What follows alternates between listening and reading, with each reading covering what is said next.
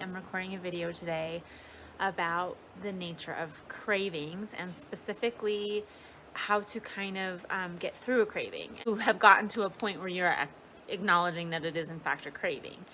And we realize that we're having cravings when we think to ourselves, maybe we should drink a little less, or we realize that during the holidays we started drinking every day, we started day drinking, and now we're wanting to drink every day during the day and realizing that that's a craving. That's just kind of an example of how these build.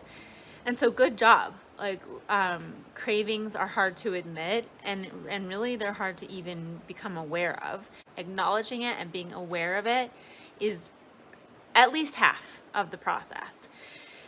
From there, you really want to cultivate awareness. So rather than, we might have this instinct to push it away or white knuckle it, kind of like hold on and grip and feel like if we just clamp down, we can get through it, or not. We end up at the liquor store, either way. But once you become aware of it and you know that it's happening, you want to, if you have been on my website and received the 6 steps to empowered drinking, and you've done it, you've read it, you're familiar with the concept that I bring up that's not mine, that we all have maybe heard of, about leaning in. And so rather than running away, your power is really going to be in leaning in. So allow yourself to become aware of it to the extent that you kind of passively allow. You lean into it in the sense that you allow, because in the resistance, now you're creating all this pain and effort that really is part of the cycle of giving into the craving. So allow it. As you allow it, notice how it feels. And in that noticing, in that awareness, you now have the power to say, to know that it is a craving. It feels like the universe. It feels universal, but it's not. And no, it's not. So before the craving happens, let's say 4 o'clock or whatever time in the afternoon or day or morning that you have these cravings, prepare for them ahead of time so that you can think to yourself, that is a craving. And then as it builds, which it will, be aware of it. And as you be aware of it, as you become aware of it, you neutralize it. You become powerful in that craving, in that moment. And it's really profound feeling. And that feeling of power feeds into more power so that you are able to, what you want to do next is, as you are aware of the craving and you notice it, you ride it. You simply, with your awareness, ride the craving. And there are different ways you can do this. You can sit down, you can lay down if possible and just feel it if you're at home. If you're not at home, go into the bathroom and close your eyes. And while you're leaning into the craving and you're riding the wave, your power is growing and you're becoming stronger than the craving. Also notice that it has a crescendo and it passes. And in that noticing, celebrate.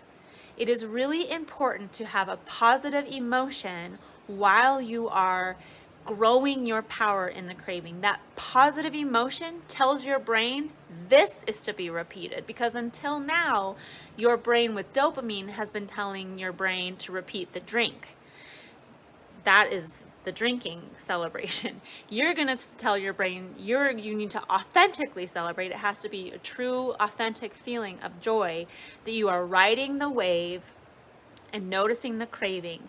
Another thing you can do as you ride the wave and as you notice it, and as you are aware of it, and as your power is growing, you can stimulate your nervous system to kind of take the energy out of the craving. It's not that you're resisting it, it's not that you're pushing it down, but you are kind of telling your nervous system that this is not the universe, that this is not all there is. And there are lots of ways you can do this depending on tools and your ability. I like, if you've seen on my Instagram, I advise going upside down, getting kind of your blood going into a different direction. If you have that in your in, in your repertoire. If you can do a handstand or a headstand, or even lay on a chair or a bed and tip your head backwards, get the blood going in a different direction into your head.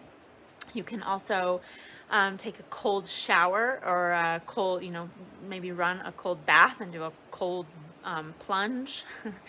You can, if it's winter time and you live in a cold area, step out, especially if it's like blizzarding, step outside and feel the sensation of a blizzard in your body. And you will see that as this happens, it passes. It truly does. It truly passes. And as it passes, celebrate again. And however you celebrate, it has to be authentic, as I mentioned. So it's just a yes, or in your mind, a fist pump, however, is kind of a natural way of celebrating, like you would do if you really succeeded at something, you were really, feeling good about something you accomplished. You want to celebrate like that. And then know that, two things: know that the craving does pass. It's relatively short. It can feel really, really long, but it's relatively short compared to how powerful it feels.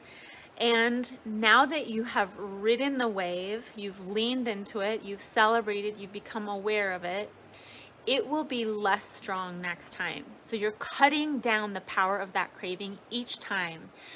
Now, really importantly, if you find that you've decided that you're going to have a drink, that is okay.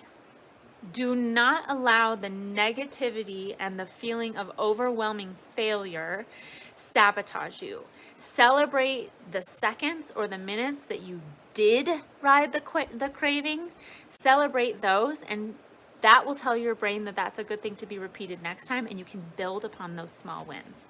So I hope this helps managing cravings.